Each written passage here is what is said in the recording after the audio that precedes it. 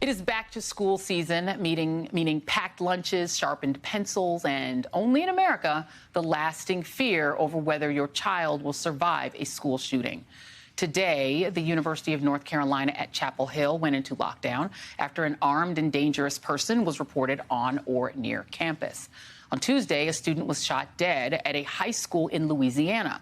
And in Maryland, a student was shot dead Monday near her high school, just 2 weeks into the school year. And that's just this week, showing how nothing has changed since Uvalde, Texas, joined America's long list of horrific school shootings last year, when a gunman entered Robb Elementary School and killed 21 people, including 19 children.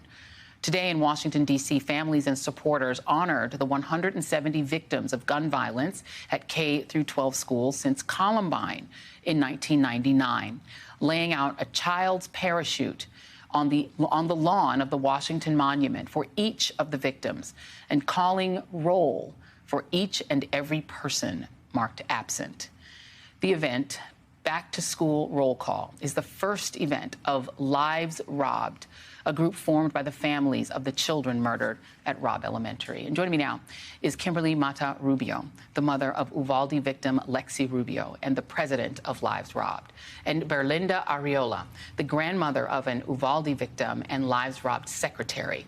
And I'd like to note that two other moms who lost their children, as well as the dad, in Uvalde are also in the studio to support Kimberly and Berlinda. They are Gloria Casares, mother of Jackie Casares, and Veronica Mata, mother of Tess Mata. Thank you all for being here, and your beautiful children. I will give you my personal condolences in person. This is the first time we're getting to meet face to face. So I'm going to start with you, my dear, and let's talk about why you did what you did today. I think it's obvious, I think, to a lot of people, but what did you hope to accomplish?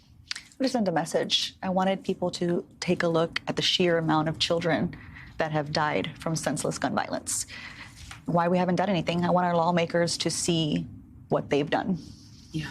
And Berlinda, what is the action that you expected to happen after Uvalde? What did you think would happen? I thought for sure there was going to be a change. We all thought that our loved ones were going to be important enough to make that change. After Sandy Hook and Santa Fe and Silver Springs and so many prior, we just thought that we would be that one. And we immediately took charge and began coming to Washington. Within a month's time, we started fighting for the children. And unfortunately, we haven't gotten anywhere yet. Yeah, I mean, the one change that has happened in the state of Texas, where you both live, is that now there's a requirement that every school has to have an armed security guard. But to me, that seems... You know, there were 317 police that responded to Uvalde, and they did nothing.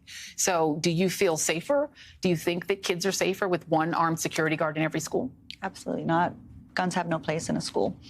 The obvious solution is a complete ban on assault weapons.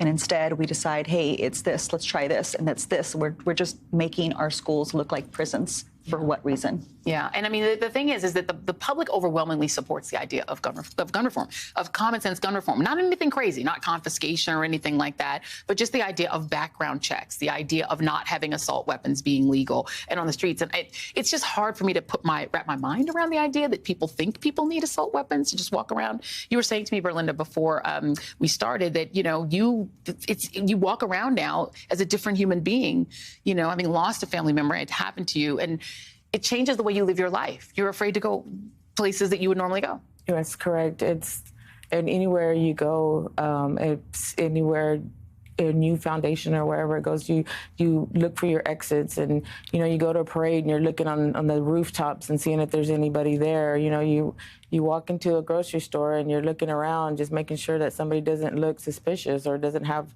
you know, a big long coat and what's underneath there.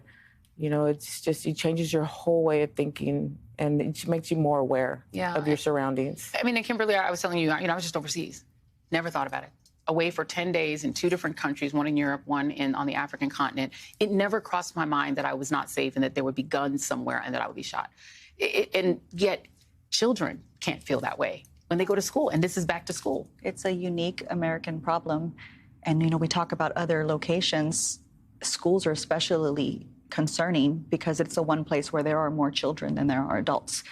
If I'm in a grocery store, I have the chance the opportunity to maybe be with my child. In school, I left my child in the hands of someone else. Yeah, and the thing is that it's not only, I mean, because look, my kids are part of the run, hide, fight generation. They've been doing drills for school shootings since they were in the 3rd grade. They're now in their 20s. Do you ever get the sense that the U.S. doesn't love children enough to change this?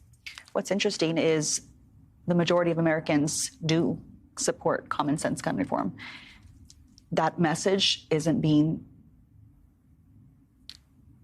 it's lost on our lawmakers, and it's unfortunate, but we need to be voting them out. We need to make them understand that they work for us. Yeah. And if this is what we want, this is what we demand. It is not lost on me that you lovely ladies are Latina. Texas is a minority state at this point between African Americans, Asian Americans, and the Latino community. But the Latino community is very young. Yes. And votes at very low rates. And so and also there's voter suppression like crazy in your state.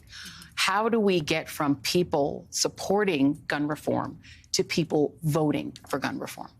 We have to go out and speak out. This is exactly why we do what we do. We are trying to reach the constituents because they are the ones that we need to reach, because obviously we're not reaching our lawmakers.